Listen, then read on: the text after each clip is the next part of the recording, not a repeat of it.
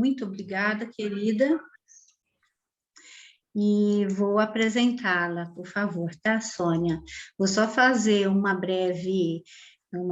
seu breve currículo, que é enorme, então vou resumir do resumido e depois eu vou pedir para você esse áudio descrever, tá? A Sônia, ela é fisioterapeuta de formação, né? Ela é professora universitária, aposentada, trabalhadora do movimento espírita como palestrante. Ela é escritora, né? Escreve vários artigos, tem autora de livros, articulista, facilitadora de cursos, colaboradora na Associação Espírita Teresa d'Ávila, em Porto Alegre. Ela é coordenadora do projeto Acessibilidades Jerônimo Mendonça e atualmente é coordenadora da Assessoria de Inclusão e Acessibilidades da FERGS, que é a Federação Espírita do Rio Grande do Sul. Bem-vinda, Sônia. Te passo a palavra, querida. Obrigada, muito obrigada a todos, obrigada, Márcia, obrigada a todos que estão aqui. Então, eu vou fazer minha autodescrição também. Bem, eu tenho pele clara, eu uso óculos, estou com óculos rosa, tenho cabelos longos, brancos, que estão presos, e estou com um blusão também de capuz rosa. E eu sou cega, né? Então, por isso também a importância da audiodescrição, mas é claro, da autodescrição, mas também isso é importante porque nós muitas vezes temos que nos acostumar, porque nós vamos encontrar muitas pessoas nos nossos centros espíritas. Então, muitas vezes este exercício já começa a nos encaminhar para algumas atitudes includentes. Bem, então vamos conversar, não é? Vamos conversar.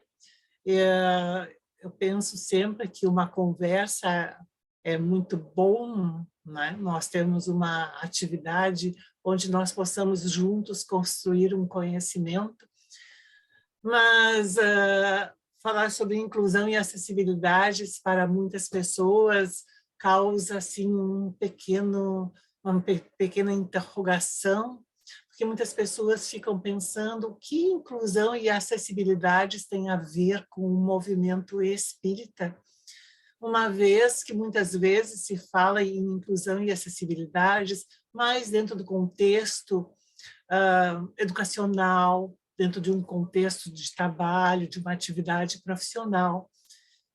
Mas nós temos de entender hoje, e cada vez mais, que a inclusão e que as acessibilidades sempre estiveram presentes, seja na mensagem do Cristo, seja na mensagem codificada por Allan Kardec e por todos os amigos que vieram e que trazem informações e trazem muitos esclarecimentos. Então, em um determinado momento, foi muito importante que o Espiritismo começasse a trabalhar com as questões científicas, porque muitas pessoas precisavam entender melhor os fenômenos que estavam acontecendo, as relações do mundo visível, do mundo corpóreo com o mundo invisível e vice-versa. Então, muito se escreveu sobre isso tudo. Mas nós passamos logo em seguida por uma segunda questão. Foi necessário começar a falar também muito sobre o perfil psicológico e muitas questões que envolviam as emoções, os sentimentos, o perfil psicológico como um todo. Então, nós tivemos aqui Joana de Ângeles e tantos outros representantes nos trazendo de dentro da codificação e nos trazendo para o panorama do movimento espírita, também toda essa visualização, todo este entendimento. E nós, já há algum tempo, temos percebido que a inclusão e que as acessibilidades, elas chegou um momento em que nós precisamos tocar neste assunto. Tocar neste assunto, porque muitas pessoas permanecem em muitas dúvidas e os centros espíritas desde lá o trabalho de evangelização infanto-juvenil, perpassando por todas as atividades do Centro Espírita e de todas as instâncias e de todas as estruturas, seja da estrutura de uma federativa ou mesmo da própria Federação Espírita Brasileira e até mesmo do movimento internacional, que nós já tivemos a oportunidade de fazer um trabalho também com pessoas que estão vinculadas a isso tudo. Nós começamos a perceber, não é, que precisamos conversar muito sobre inclusão e sobre acessibilidades, lá desde as questões da mediunidade, as questões da evangelização, as questões do evangelho, as questões que trabalham e tratam em relação a aquilo que vem a trazer esclarecimentos, consolo, orientação a todas as pessoas.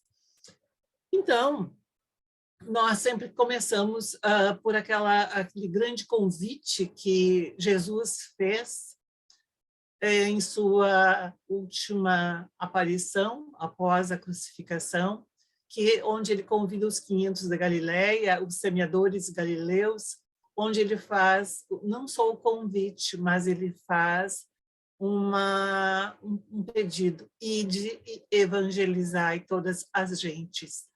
Então, naquele momento, quando Jesus diz, ide e evangelizai todas as gentes, ele não estava falando, ide e evangelizai somente os mais magrinhos, os mais gordinhos, os que são asiáticos, os que são europeus, os que são americanos, todas as gentes, tá? Independente de ter ou não ter uma deficiência, independente de ter esta ou aquela diferença. Ide e evangelizai todas as gentes. Mas antes de Jesus, nós tivemos uma questão inclusiva muito maior, que é a questão que vem a partir de Deus. As leis divinas são leis inclusivas. No momento em que ele nos cria todos iguais, mas dá a oportunidade a todos nós de, através da ciranda das reencarnações, nós trabalharmos com todas essas questões que em algum momento nos fez fazer escolhas equivocadas, e daí então nós começarmos a reparar algumas questões, ou mesmo quando nós passamos por algumas consequências morais dessas aprendizagens e que vão nos levar a provas e ao desenvolvimento de algumas habilidades que nós precisamos para o nosso processo evolutivo, Deus ali já fez o primeiro ato includente, a primeira ação inclusiva, que não veio a partir de elaborar questões arquitetônicas ou questões ambientais, mas veio a partir do quê? Da própria essência do ser, não é? Da própria atitude. A nossa atitude. Então, é fundamental que nós possamos começar a conceber inclusão e as acessibilidades a partir de toda essa contextualização divina, dessa contextualização a partir da mensagem do Cristo, e a mensagem do Cristo não foi somente aquela do ide e evangelizar todas as gentes, que nos mostrou a grande necessidade de nós nos tornarmos includentes.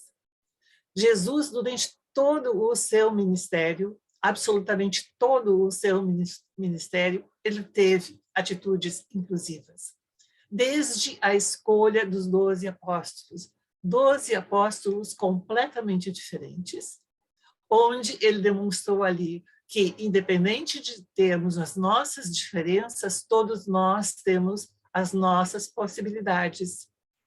Então, por isso que nós muitas vezes colocamos que as pessoas com deficiência ou sem deficiência, nós somos seres de possibilidades, espíritos em evolução.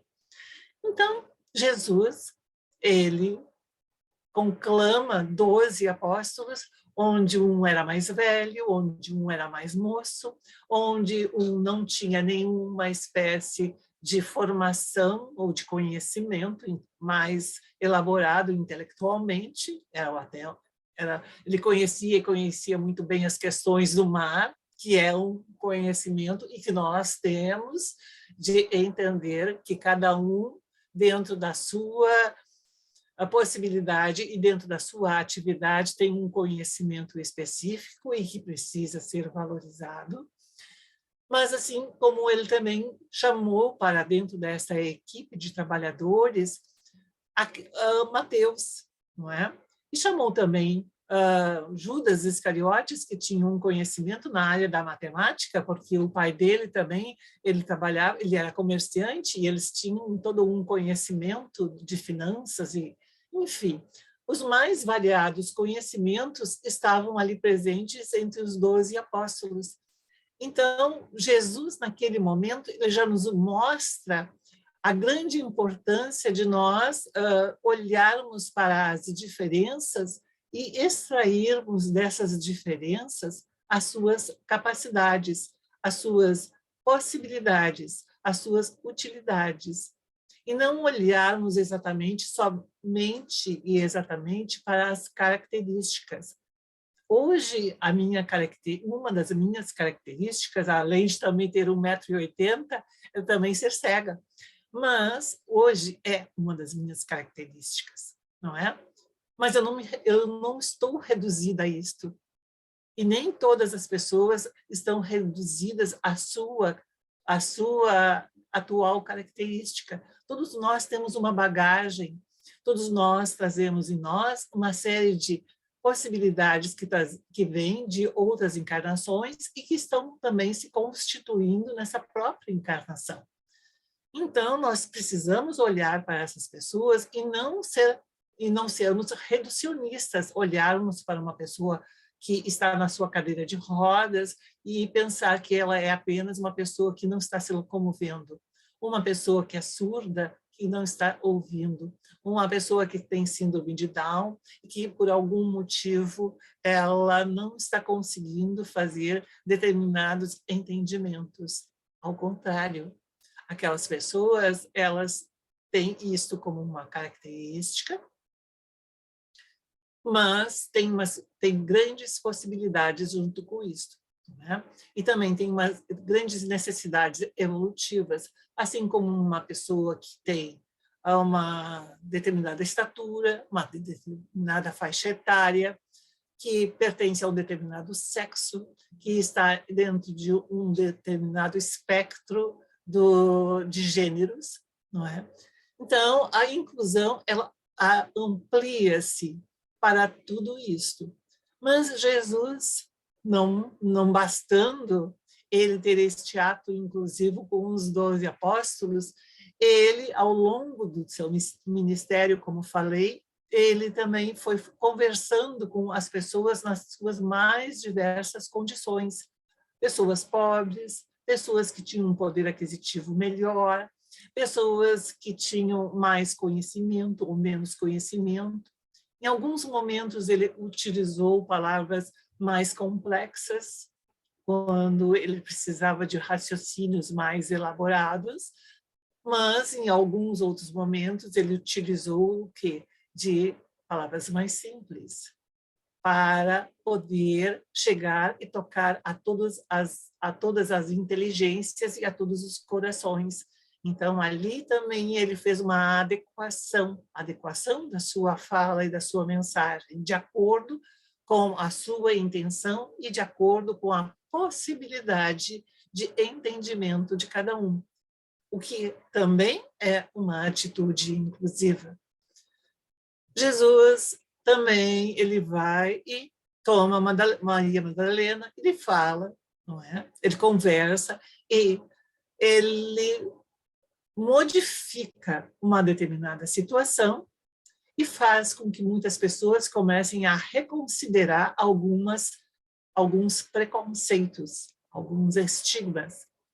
Assim como ele também, quando vai conversar com a mulher samaritana no tanque de Siloé, ele rompe também ali com uma atitude excludente, que era onde os judeus, os homens, não conversavam com as mulheres em público, muito mais com pessoas e com mulheres de outras cidades, de outras localidades.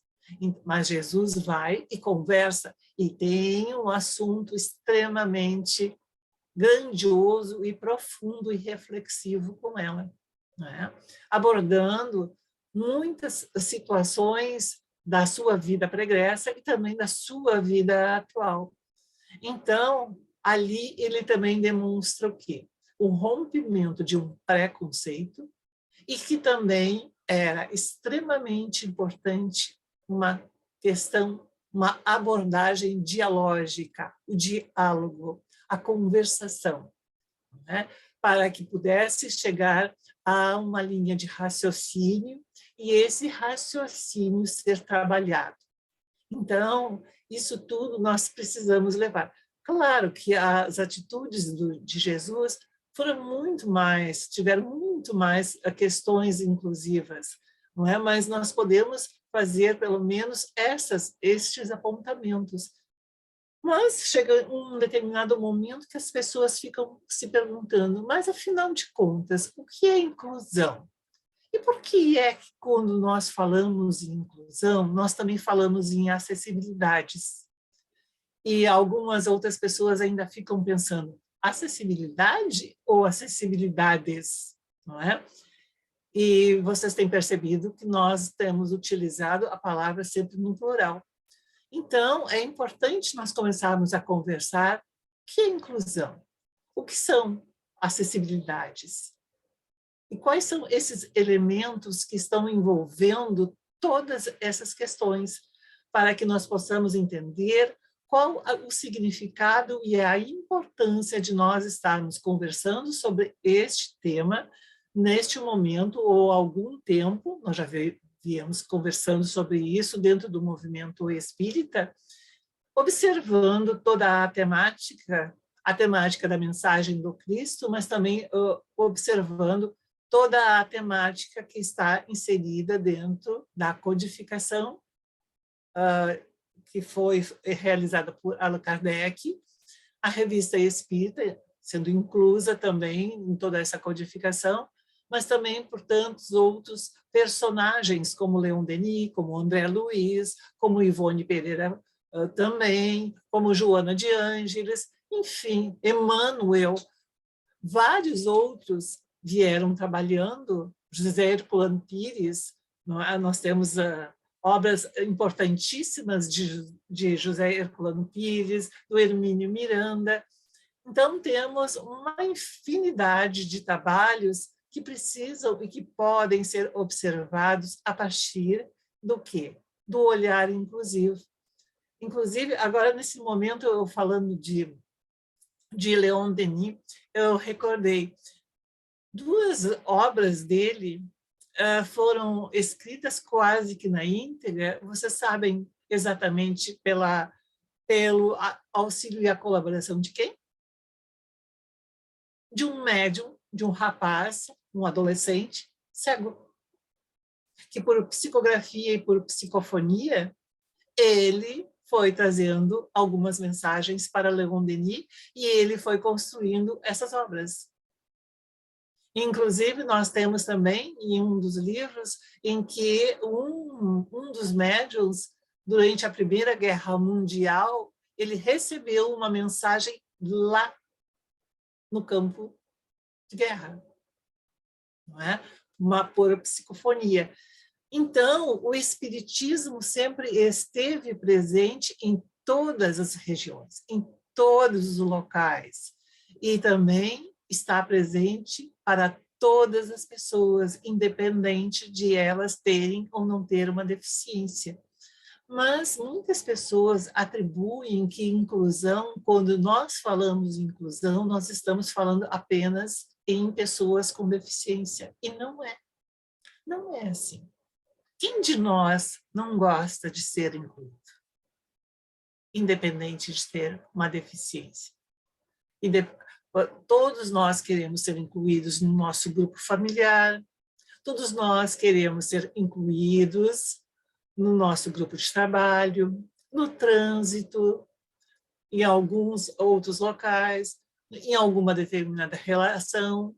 Todos nós queremos estar incluídos. E nem por isso a pessoa tem uma deficiência, né?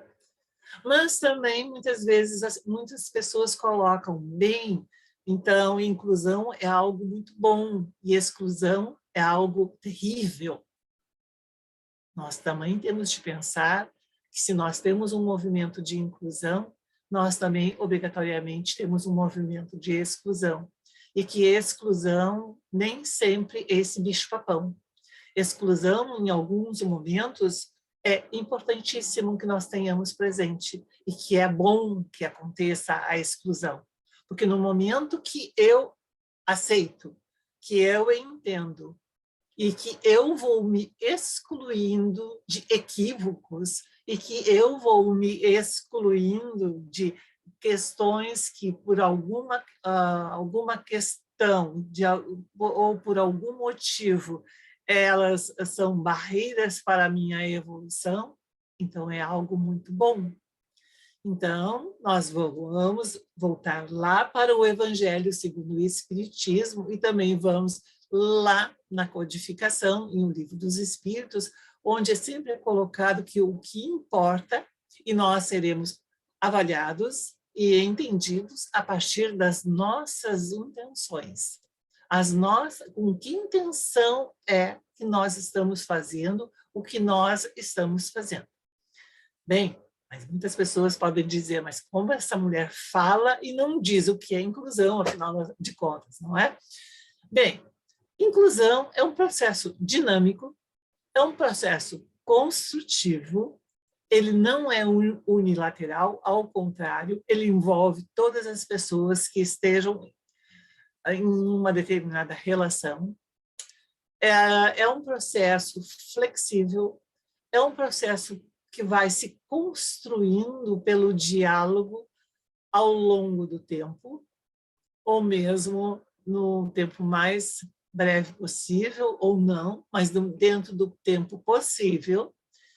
E é um processo que não dissocia deficiência de diferença, né? Que pode estar destinado para pessoas com deficiência, mas também está destinado a todas as pessoas com diferença. E, especialmente, inclusão diz respeito a toda pessoa que sente-se ou está excluída e que essa exclusão causa a ela um mal-estar. Então, quem é o sujeito da inclusão? Todos. Todos nós somos o sujeito da inclusão, especialmente quando a exclusão, quando sermos marginalizados, quando formos levados para o campo da invisibilidade ou para o campo da clandestinidade, nós passamos a sentir um mal-estar, um transtorno. Então, é preciso que nós pensemos, sim, que neste todos, muitas pessoas estão inclusas e muitas pessoas estão exclusas. E é aí que nós precisamos trabalhar e trabalhar muito, muito nessa questão toda.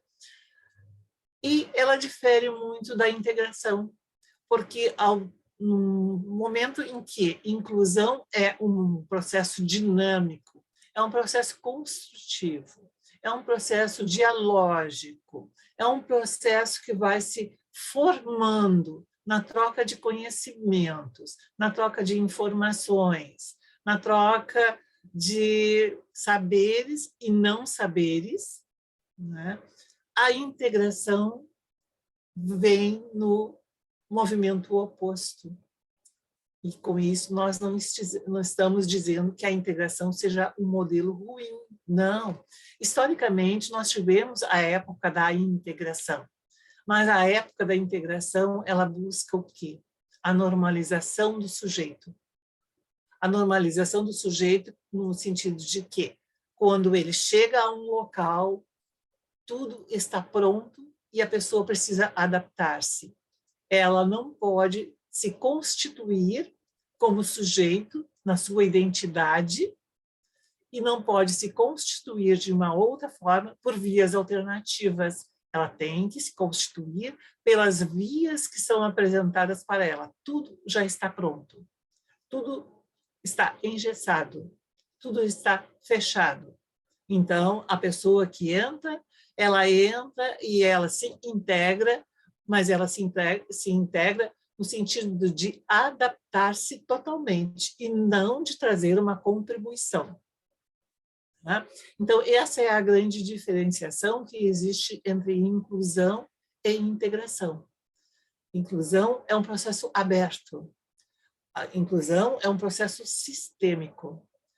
Inclusão é um processo que vai olhar para a pessoa e vai precisar contextualizar. Em que contexto ela se encontra? Em que região? Qual é a cultura?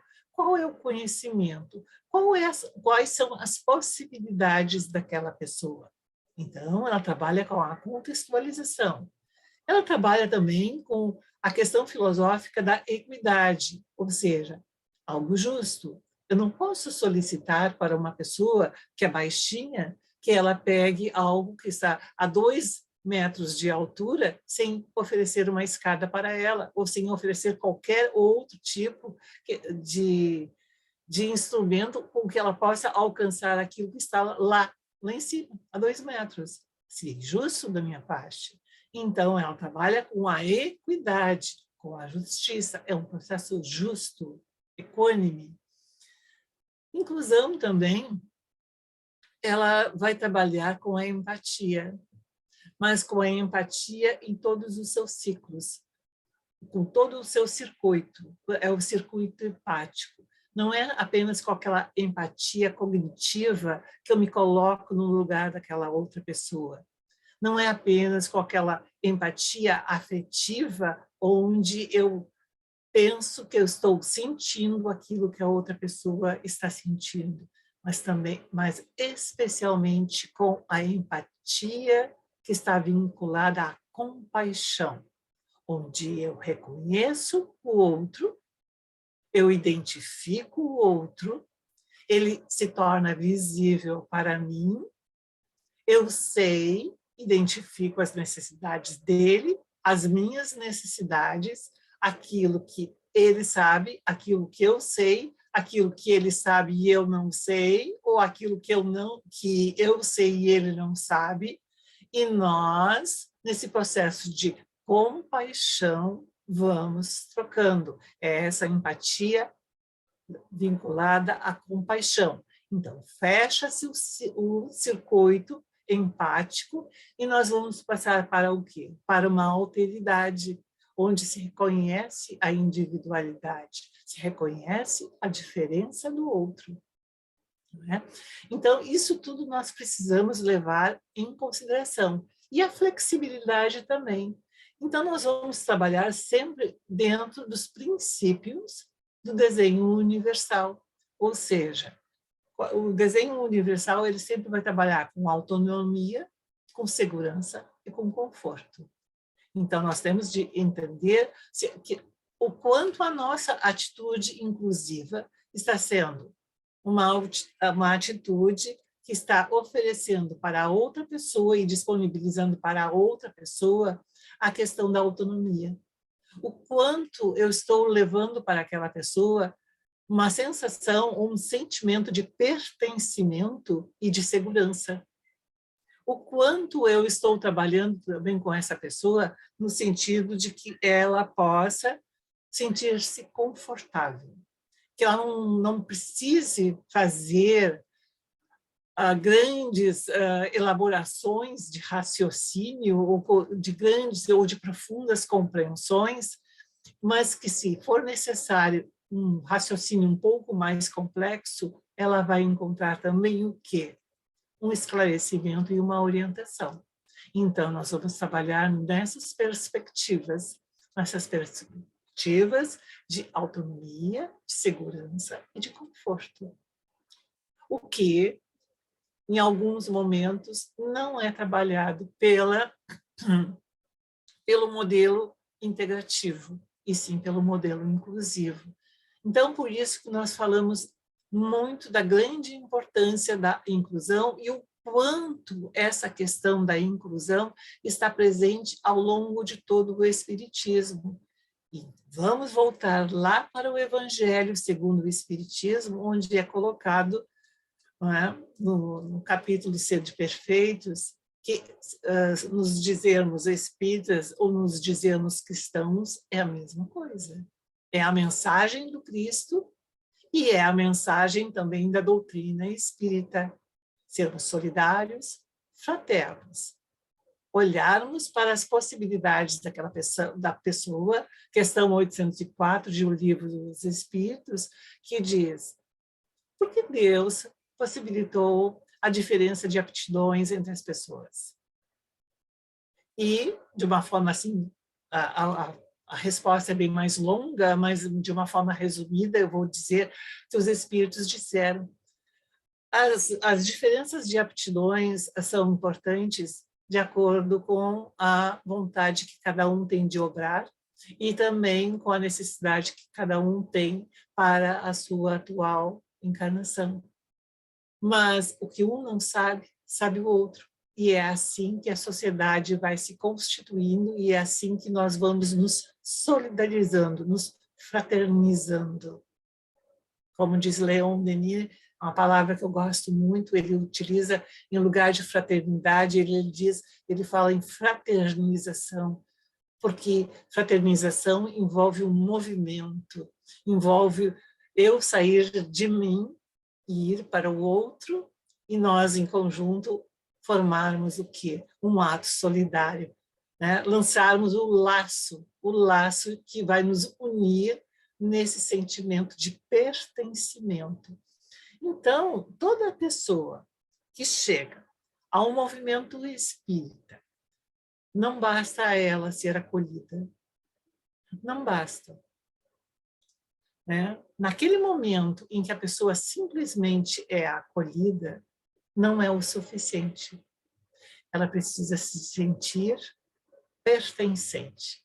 No momento em que ela sente-se pertencente a um centro espírita ou a qualquer atividade que esteja acontecendo, ela dá continuidade. E é aqui que nós vamos ter de começar a conversar sobre acessibilidades. Acessibilidades é um processo multifacetado. É um conjunto de estratégias, é um conjunto de caminhos que nos levam à conquista da inclusão. Então, nós usamos estratégias para que nós possamos conseguir obter e, de alguma forma, nós começarmos a elaborar todo esse processo inclusivo. Muitas pessoas pensam que a acessibilidade é somente falarmos de questões arquitetônicas. E como eu disse e coloquei para vocês, não basta. Não basta que um centro espírita tenha uma rampa, não basta que um centro espírita tenha um elevador, que tenha um corrimão. Ele pode ter tudo isso, mas se não tiver uma atitude, a pessoa não retorna. Ou se ela retorna, ela se sente invisível. Ou se ela retorna, ela pode ser que se sinta clandestina, estigmatizada. Nós precisamos ter o quê?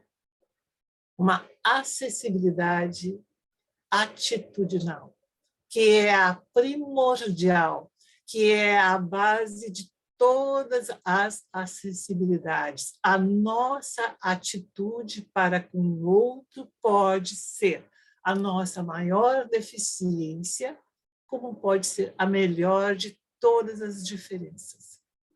Então, é fundamental que nós possamos começar a olhar para as nossas atitudes e começar a investigar e identificar. Mas, assim como eu preciso identificar o que acontece comigo, eu também preciso olhar diretamente para o outro. Identificar quais são as necessidades daquele outro. visibilizar aquele outro. Se é uma pessoa que é surda, bom, então eu identifico que ela é surda. O que ela precisa? O que ela precisa para ter acesso a todos os ensinamentos? Que atitude é esta que eu preciso ter para com ela? Eu preciso ter atitude que possibilite a ela compartilhar e conviver de uma forma justa, de uma forma pertencente, de uma forma segura, confortável e com autonomia. Então, se eu preciso ver isso, eu preciso ver quais são as formas como eu posso fazer isso acontecer. Então, eu preciso olhar novamente para aquela pessoa e entender. Bom, ela é uma pessoa surda, ela sabe o português? Porque nem todas as pessoas que são surdas, elas sabem o português. A grande maioria das pessoas surdas, elas têm a língua de sinal, a língua sinalizada, como sua língua materna. O português não é conhecido por elas. O português é um segundo idioma, assim como nós muitas vezes usamos o português, o francês ou o espanhol, muitos surdos utilizam português. Então, muitas pessoas pensam, bem, basta eu conversar com ela, escrever. Mas aquela pessoa, talvez ela não vai entender. E toda a conformação também gramatical e morfológica de toda a escrita também é um pouco diferenciada. Um texto de uma pessoa surda, uma pessoa surda que não teve, ou que teve não passou por uma grande questão acadêmica, ela é diferenciada, o texto é diferenciado de uma outra pessoa que teve esse tipo de esclarecimento. Então, como é que nós vamos pegar e dizer, vamos conversar no atendimento fraterno com a pessoa surda pela comunicação escrita? Ou vamos dar o evangelho para essa pessoa? E ela vai olhar para aquele evangelho, achar uma capa muito bonita, porque a imagem é bonita, a imagem do evangelho, mas e as palavras? Ela vai ter acesso? Não. Então, eu vou precisar começar a utilizar o quê? Aquilo que ela necessita, aquilo que ela entende, que é a língua sinalizada, Libras, no caso do Brasil. Se for para uma pessoa com cadeira de rodas, o que ela vai precisar? Ela vai precisar de uma rampa? Ela vai precisar de um elevador? Vai. Mas ela vai precisar de mais coisas. Ela vai precisar que naquele momento eu olhe para ela e veja qual é o interesse dela. Qual é a possibilidade dela? E qual é, e qual é aquilo que ela realmente está desejando? Não é?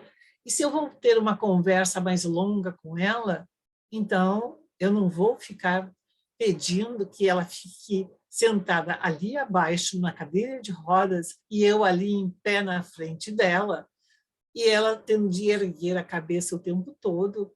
Primeiramente, bem, nós temos um psicólogo também aqui no grupo, né? Ele também pode falar sobre essa questão, mas a autoestima muitas vezes pode se prejudicar por isso, porque vai se colocar uma questão de subalternidade. Eu estou aqui embaixo e a outra pessoa vem falando de mim, vem falando comigo ali de cima. Não. Então, o que eu vou fazer? Eu vou me alinhar. No momento que eu vou conversar com aquela pessoa, eu me coloco na mesma altura. Ou eu me ajoelho, ou eu puxo uma cadeira, ou eu puxo um banquinho, mas eu me alinho e me mantenho na mesma linha que ela. Eu falo de igual para igual. Esta é uma atitude inclusiva. Esta é uma atitude inclusiva. Do que envolveu um gasto financeiro? Nada. Né? Envolveu somente a atitude. Então, a atitude está permeando tudo, absolutamente tudo. Então, nós temos que entender que a acessibilidade atitudinal é fundamental. E a partir dessa questão atitudinal, todas as demais vão se modificando. Então, é claro que eu vou precisar, em alguns momentos, ter acessibilidades arquitetônicas? Claro que sim. Claro que eu vou precisar, mas não é a prioritária. Não é. Não, eu vou precisar de uma acessibilidade ambiental? Vou precisar, porque muitas vezes ali, aquela pessoa que ela tem uma baixa visão, ela não vai conseguir enxergar com muita luminosidade. Então, eu vou ter que baixar um pouquinho a iluminação. Ou eu vou ter que melhorar um pouquinho a iluminação. Ou eu vou ter que reduzir a sonoridade. Ou então, um palestrante que está utilizando um microfone, ele simplesmente baixa ou ele fala fora do microfone para que aquela pessoa possa saber onde ele está localizado. Por quê? Qual é a tendência da pessoa? Da pessoa cega ou com baixa visão ou com uma redução visual? É olhar para a fonte sonora. Então, vamos que a pessoa esteja no lado direito e a caixa de som esteja no lado esquerdo. A pessoa vai direcionar a sua cabeça para o lado esquerdo, para o lado da caixa de som, pensando que é ali que está a pessoa. E a pessoa não está, está lá no outro lado. Então, isso pode gerar, muitas vezes, constrangimento.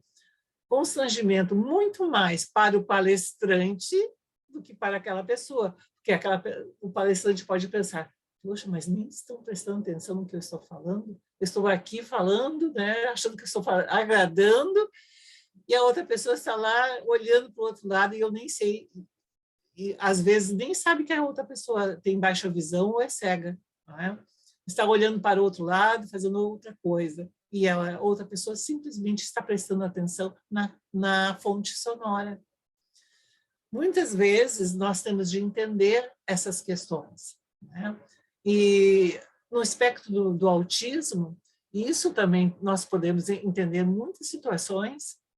E aqui nós estamos falando em todas as condições que vão desde a infância até a idade madura, até a idade de idosos.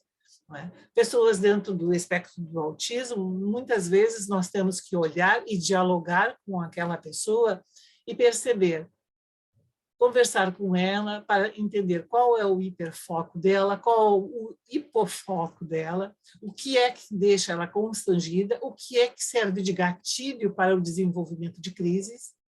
Há crianças, há jovens, adultos e há pessoas mais idosas que elas realmente entram em crise quando elas ouvem algo um som elevado. Então, elas precisam de um som mais baixo.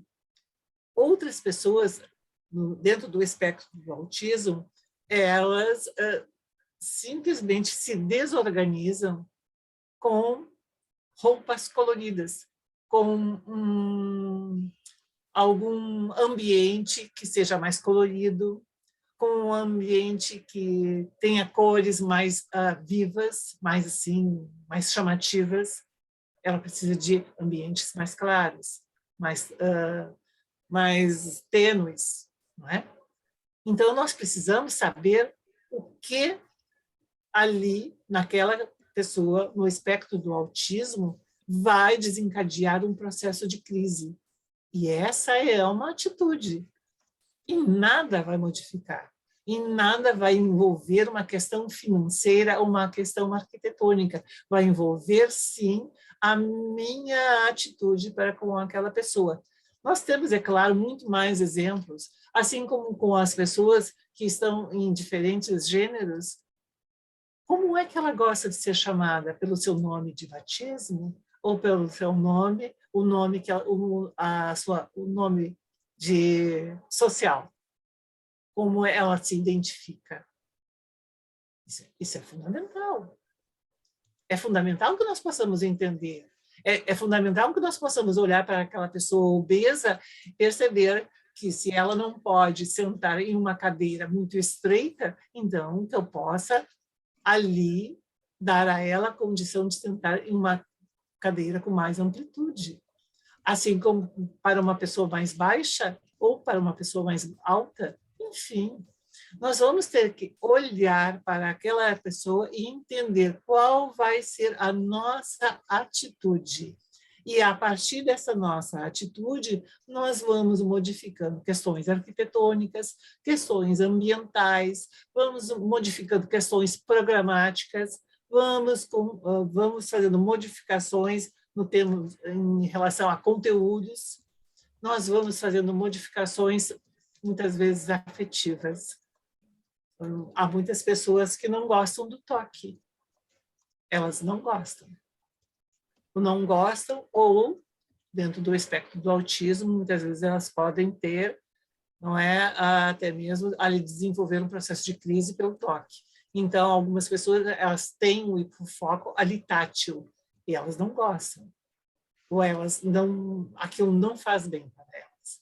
Então, é isso que nós vamos precisar conversar com os responsáveis, com os familiares, com a própria pessoa, né? De preferência com a própria pessoa, com uma fala amorosa, responsiva, responsável, comprometida, dentro de um comprometimento que está dentro da mensagem do Cristo, que é cristã, e dentro de um comprometimento que está lá em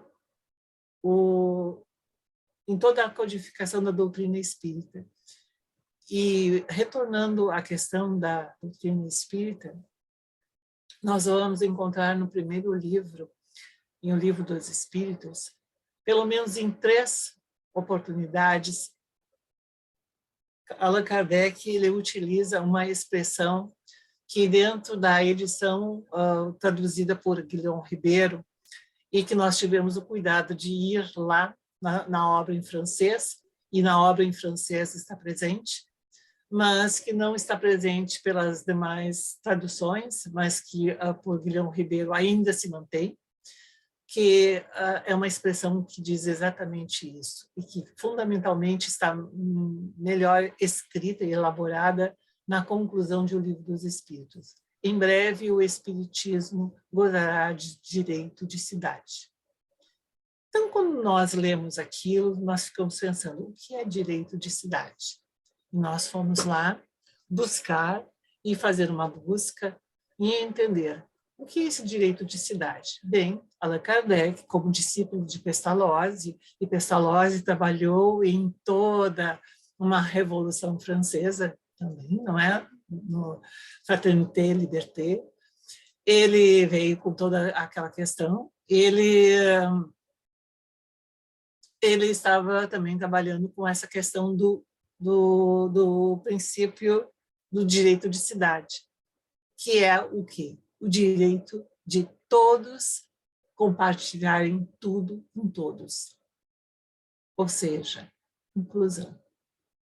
Nós temos um processo de inclusão fortíssimo, onde o Espiritismo ele vai compartilhar com todos, absolutamente todos, tudo o que ele traz de ensinamento, tudo o que ele traz de entendimento, de conforto e de orientação. Então, é esse direito de cidade onde José Herculano Pires depois vai adotando direito de cidadania, e Leon Denis também utiliza direito de cidadania. Então, esse direito, esse é um direito que todos nós temos e que vem a partir das atitudes de compartilhamento entre as pessoas. Então, nós precisamos entender, sim, que inclusão vai envolver tudo isso e vai envolver as acessibilidades, que podem ser muitas, que há uma multiplicidade de estratégias e que toma justamente a atitude, a acessibilidade atitudinal como a base, como o fulcro, como aquilo que vai direcionando todas as demais. Dali vão surgir estratégias que são ambientais, que são acessibilidades arquitetônicas, programáticas, didáticas, que são afetivas, que são as digitais. Nós temos acessibilidades para ambientes online, para o ambiente digital, tecnológico. Enfim, é uma infinidade de atividades, de estratégias. Então, é por isso que nós não utilizamos mais acessibilidade no singular. Porque a acessibilidade no singular, ela vai falar de uma modalidade. E nós precisamos falar de várias estratégias, porque muitas vezes as estratégias, as maneiras de trabalhar, e pelo menos duas vão se associar. A primeira é a atitude, a outra é a outra, que pode ser arquitetônica, programática, enfim, toda e qualquer outra, não é? Ou várias, nós vamos ter um entrelaçamento entre várias estratégias de acessibilidades. Então, é por este motivo que nós não utilizamos mais no singular, nós falamos no plural, é uma palavra plurificada. Hoje, ela tem este S, e não é um S por bonitinho, não. É um S porque ela fala de uma verdade, de algo que está presente para todos. Então, numa síntese, inclusão é um processo que está destinado e que se direciona para todas as pessoas, e que uma pessoa, pelo fato de ela ter uma deficiência permanente, ela não se resume à sua deficiência, ela não é só um par de olhos que não veem, ela não é só um par de pernas que não andam, ela não é somente um par de ouvidos que não ouvem, ou um cérebro que esteja com algum problema.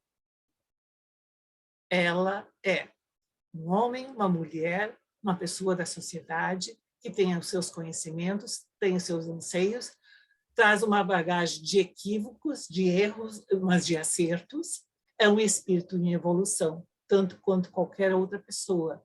Então, nós vamos ter de visitar lá o item 27 do capítulo 5 do Evangelho segundo o Espiritismo e entender que muitas vezes aquela pessoa ela não está nem em processo de expiação e nem está em processo de prova.